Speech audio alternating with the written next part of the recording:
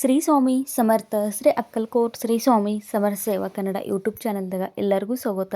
ನಾನು ನಿಮ್ಮ ಪೂಜಾ. ಮೊದಲನೇದಾಗಿ ಎಲ್ಲ ನನ್ನ ಸ್ವಾಮಿ ಕುಟುಂಬದವ್ರಿಗೂ ಶ್ರೀ ಸ್ವಾಮಿ ಸಮರ್ಥ. ಇವತ್ತಿನ ನಿಮ್ಮ ದಿನ ಅತ್ಯಂತ ಆನಂದದಿಂದ ನಮ್ಮ ಸ್ವಾಮಿ ಮಹಾರಾಜರ ನಿಮ್ಮೆಲ್ಲ ಒಳ್ಳೆಯ ಇಚ್ಛೆಗಳನ್ನ ಆದಷ್ಟು ಜಲ್ದಿ ಪೂರ್ಣ ಮಾಡ್ಲತ್ತೇಳಿ ಸ್ವಾಮಿ ಮಹಾರಾಜರ ಚರಣ ಪ್ರಾರ್ಥನೆಯಿಂದ ಮಾಡುತ್ತಾ ಇವತ್ತಿನ ಒಂದು ಹೊಸ ವಿಡಿಯೋನ ಆರಂಭ ಮಾಡ್ತಿದ್ದೇನೆ.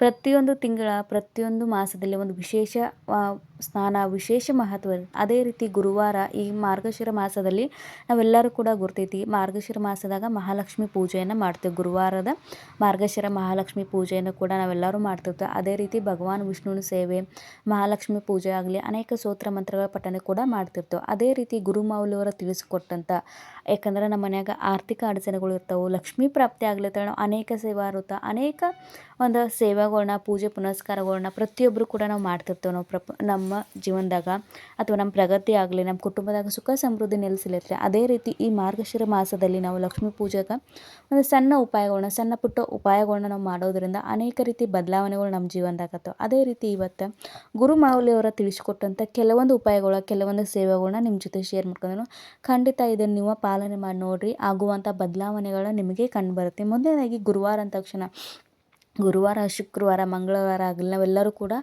ಒಂದು ರೀತಿ ನಮ್ಮ ಮನ್ಯಾಗ ವಿಶೇಷ ದಿನಗಳು ಅಥವಾ ನಾವೆಲ್ಲರೂ ಕೂಡ ಅಷ್ಟೇ ಸಡಗರದಿಂದ ಮನೆಯನ್ನು ಕ್ಲೀನ್ ಇಟ್ಕೊಂಡು, ಮನೆಯನ್ನು ಸ್ವಚ್ಛ ಮಾಡ್ಕೊಂಡು, ದೇವ್ರ ಪೂಜೆ ಆಗಲಿ, ಪುನಸ್ಕಾರಗಳಲ್ಲಿ ಪ್ರತಿಯೊಬ್ಬರು ಕೂಡ ನಾವು ಮಾಡ್ತಿರ್ತೀವಿ. ಅದೇ ರೀತಿ ಮಾರ್ಗಶಿರ ಮಾಸದಾಗೂ ಕೂಡ ನಮ್ಗೆ ಲಕ್ಷ್ಮೀ ಮಾತೆಯ ಸ್ವಾಗತವನ್ನು ಮಾಡ್ತಿರ್ತಾರೆ, ಲಕ್ಷ್ಮೀ ಪೂಜೆ ಒಂದು ಮಾಡ್ತಿರ್ತೀವಿ. ಲಕ್ಷ್ಮೀ ಮಾತೆಯ ಕೃಪಾ ನಮ್ಮ ಕುಟುಂಬದ ಮ್ಯಾಗ ಆಗ್ಲತ್ತೆ, ನಾವೆಲ್ಲರೂ ಕೂಡ ಅವರ ಆಶೀರ್ವಾದ ಸಿಗ್ಲತ್ತೆ, ನಾವೆಲ್ಲರೂ ಕೂಡ ಪೂಜೆ ಪುನಸ್ಕಾರಗಳನ್ನ ಮಾಡ್ತಿರ್ತೀವಿ. ಅದೇ ರೀತಿ ನಮ್ಗೆ ನಮ್ಮ ಮನೆಯೆಲ್ಲ ಸ್ವಚ್ಛತೆ ಎಲ್ಲಿ ಇರ್ತೈತೆ ಅಲ್ಲಿ ಲಕ್ಷ್ಮೀ ಮಾತೆ ನೆಲೆಸ್ತಾಳು. ಹಾಗಾಗಿ ನಮ್ಮ ಮನ್ಯಾಗ ನಾವು ಹೆಚ್ಚಿನ ಪ್ರಮಾಣದಾಗ ಅಂದರೆ ಸ್ವಚ್ಛತೆ ಬಗ್ಗೆ ಕಾಳಜಿಯನ್ನು ತೊಗೋಬೇಕು. ಮನ್ಯಾಗ ಸ್ವಚ್ಛ ಇತ್ತಂದ್ರೆ ನಮಗೂ ಒಂದು ರೀತಿ ಮನಸ್ಸಿಗೆ ನೆಮ್ಮದಿ ಇರ್ತೈತಿ, ಅಥವಾ ಮನ್ಯಾಗ ಒಂದು ರೀತಿ ಸಕಾರಾತ್ಮಕ ಊರ್ಜೆ ಇರ್ತೈತಿ. ಆ ನಂತರ ನಾವು ಪ್ರತಿ ಹುಣ್ಣಿಮೆ ಅಮಾವಾಸ್ಯೆಗೂ ಕೂಡ ಅರಿಶಿನ ಲೇಪನ ಮಾಡ್ತೇವೆ. ಅದೇ ರೀತಿ ಕೂಡ ನಮ್ಗೆ ಈ ಮಾರ್ಗಶಿರ ಮಾಸದ ಗುರುವಾರ, ಶುಕ್ರವಾರ ಕೂಡ ನಮ್ಗೆ ಹೊಸ್ಸಿಲ್ಕ ಅರಿಶಿನ ಲೇಪನವನ್ನು ಮಾಡೋದೈತೆ. ಅರಿಶಿನ ಲೇಪನದಿಂದ ಏನೇನು ಆತವ ಅನ್ನೋದು ಕೂಡ ನಾನು ನಿಮ್ಗೆ ಉಪಯೋಗಗಳನ್ನು ಕೂಡ ತಿಳಿಸ್ಕೊಟ್ಟಿದ್ದೇನೆ.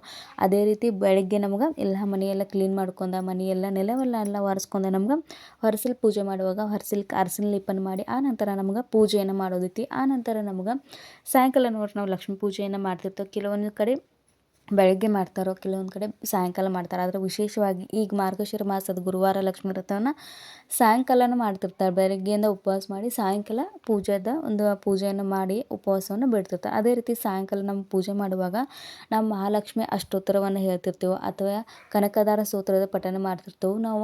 ನಾವು ಪ್ರತಿದಿನ ನಮ್ಮ ಮನ್ಯಾಗ ನಿತ್ಯ ಸೇವೆದಾಗ ಎಲ್ಲಿ ಮಹಾಲಕ್ಷ್ಮಿ ಅಷ್ಟೋತ್ತರ ಪಠನೆ ಆಗ್ತಿದ್ದಿಲ್ಲ ಅಲ್ಲಿ ಯಾವತ್ತೂ ಕೂಡ ಯಾವುದೇ ರೀತಿಗೂ ಧನಧಾನ್ಯದಾಗಲಿ ಕೊರತೆ ಆಗಲಿ. ಲಕ್ಷ್ಮಿ ಅಂದರೆ ಕೇವಲ ಹಣ ಅಲ್ಲ, ಲಕ್ಷ್ಮೀದ್ರು ನಾವು 8 ಲಕ್ಷ್ಮಿ ಅಂತ ಹೇಳ್ತೇವೆ. ಸಂತಾನ ಲಕ್ಷ್ಮಿ, ವಿಜಯಲಕ್ಷ್ಮಿ, ಧಾನ್ಯಲಕ್ಷ್ಮಿ, ಈ ರೀತಿನ ಆ ಎಲ್ಲ ಲಕ್ಷ್ಮಿ ಮಾತೆ ಕೃಪಾ ನಮ್ಮ ಮ್ಯಾಗ ಆಗಬೇಕು. ಇದ್ದಂಥ ನಮ್ಮ ಮನ್ಯಾಗ ಲಕ್ಷ್ಮಿ ಸ್ಥಿರವಾಗಿ ನೆಲೆಸಬೇಕು. ಆದರೆ ನಾವು ಒಂದು ಉಪಾಯಗಳು ಮಾಡಬೇಕು. ಮೊದಲನೇದಾಗಿ ನಾವು ಈ ಪೂಜೆ ಮಾಡಿದ ಕೂಡಲೇ ಅಥವಾ ಲಕ್ಷ್ಮೀ ಪೂಜೆಯನ್ನು ಮಾಡ್ಕೊಂಡಾಗ ಕತೆ ಅಥವಾ ಕೆಲವೊಂದು ಕಡೆ ಪೂಜೆಯನ್ನು ಮಾಡೋಲ್ಲ, ಕತೆ ಏನಿರ್ತೈತಿ ಗುರುವಾರ ಮಾರ್ಗಶಿರ ಮಾಸದ ಕತೆ ಏನಿರ್ತೈತಿ ಅದನ್ನು ಕೂಡ ನಾವು ಪಾರಾಯಣ ಮಾಡ್ತಿರ್ತೇವೆ ಅಥವಾ ಓದ್ತಿರ್ತೇವೆ. ಆ ನಂತರ ನಮ್ಗೆ 11 ಲವಂಗದ ಉಪಾಯವನ್ನು ಮಾಡೋದು. ನೋಡಿರಿ, ಯಾರ ಸಂಕಷ್ಟ ಐತಿ ಅಥವಾ ಏನೋ ಬಿಸ್ನೆಸ್ ಮಾಡಿದೆವು, ಏನೋ ನಮ್ಮ ಮನ್ಯಾಗ ಅಷ್ಟು ನೆಮ್ಮದಿನೇ ಇಲ್ಲ, ಮನ್ಯಾಗ ಎಷ್ಟೇ ಹಣ ಬರ್ಕತೈತಿ ಆದರೆ ಉಳಿತಾಯ ಅನ್ನೋದಿಲ್ಲ, ನಮ್ಮ ಮನ್ಯಾಗ ಸುಖ ಅನ್ನೋದಿಲ್ಲ, ನೆಮ್ಮದಿ ಅನ್ನೋದಿಲ್ಲ, ಶಾಂತಿ ಅನ್ನೋದಿಲ್ಲ, ಅಥವಾ ಪ್ರತಿಯೊಬ್ಬರು ಕೂಡ ಈ ಉಪಾಯವನ್ನು ಮಾಡ್ಬೋದು. ನೀವು 11 ಲವಂಗವನ್ನು ತೊಗೊಂಡು ನಿಮ್ಮ ಬಲಗೈಯಾಗಿ ಹಿಡ್ಕೊಂಡು ನಿಮ್ಗೆ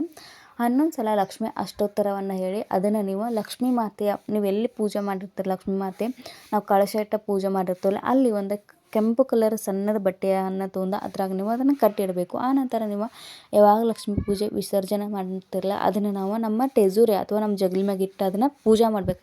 ಸಂಪೂರ್ಣ ಈ ಮಾರ್ಗಶಿರ ತಿಂಗಳು ಮುಗಿಯುವವರೆಗೂ ನಮ್ಗೆ ಅದನ್ನು ಪೂಜೆ ಮಾಡಿ ಆ ನಂತರ ನಾವು ಅದನ್ನು ನಮ್ಮ ಟೇಜುರಾಗ ಅಥವಾ ಸ್ವತಃ ನಾವು ಅದನ್ನು ಸೇವನೆ ಮಾಡ್ಬೋದು. ಸೇವನೆ ಅಂದರೆ ನಾವು ಎಲ್ಲೂ ಕೂಡ ಅದನ್ನು ಬಿಡ್ದಂಗೆ ಟೇಜುರಾಗಿಟ್ಟು ಅಂದರೆ ನಾವು ಅದೇ ರೀತಿ ಎಷ್ಟೋ ವಸ್ತುಗಳನ್ನ ನಮ್ಮ ಟೇಜುರಾಗ ಅಥವಾ ನಾವು ನಮ್ಮ ಕಪಾಟದಾಗ ಇರ್ತೀವಿ. ಆದರೆ ಇದನ್ನು ಮಾರ್ಗಶಿರ ಮಾಸ ಆದ ಕೂಡಲೇ ನಾವು ಪ್ರತಿಯೊಬ್ಬರು ಕೂಡ ನಮ್ಮ ಮನ್ಯಾಗ ಇದನ್ನು ತಿನ್ಬೋದು. ಲವಂಗ, ಯಾಕಂದ್ರೆ ಲವಂಗ ಇದು ಮಸಾಲ ಪದಾರ್ಥ ಪ್ರತಿಯೊಬ್ಬರು ಮನ್ಯಾಗ ಇರ್ತೈತಿ.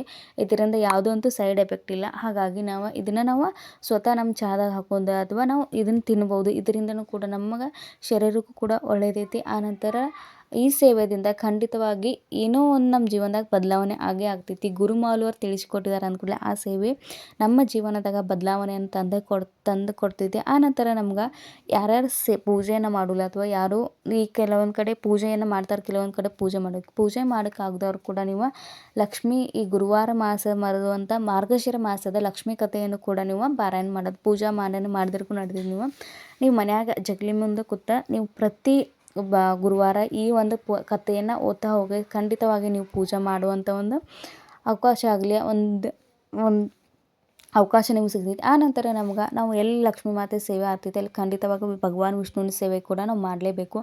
ಆ ನಂತರ ನಾವು ಭಗವಾನ್ ವಿಷ್ಣುವಿನ ಸೇವೆ ಅಂದ್ಕೂಡಲೇ ನಾವೆಲ್ಲರಿಗೂ ನೆನಪಾಗ್ತೈತಿ ವಿಷ್ಣು ಭಗವಾನನ ಗಾಯತ್ರಿ ಮಂತ್ರ ಆಗಲಿ, ಲಕ್ಷ್ಮೀ ಗಾಯತ್ರಿ ಮಂತ್ರ ಇದನ್ನೂ ಕೂಡ ನಾವು 108 ಸಲ ಅಥವಾ 21 ಸಲ ನಾವು ಪಠನೆ ಮಾಡಬೇಕು. ಪ್ರತಿ ಶುಕ್ರವಾರ ಮಂಗಳವಾರ ನಾವು ಮಾಡ್ಬೇಕಂತ ಹೇಳ್ತೈತೆ. ಆದರೆ ಈ ಮಾರ್ಗಶಿರ ಮಾಸದಾಗ ಕೂಡ ಆ ಸೇವೆಯನ್ನು ಕೂಡ ನಮಗೆ ಮಾಡೋದೈತಿ.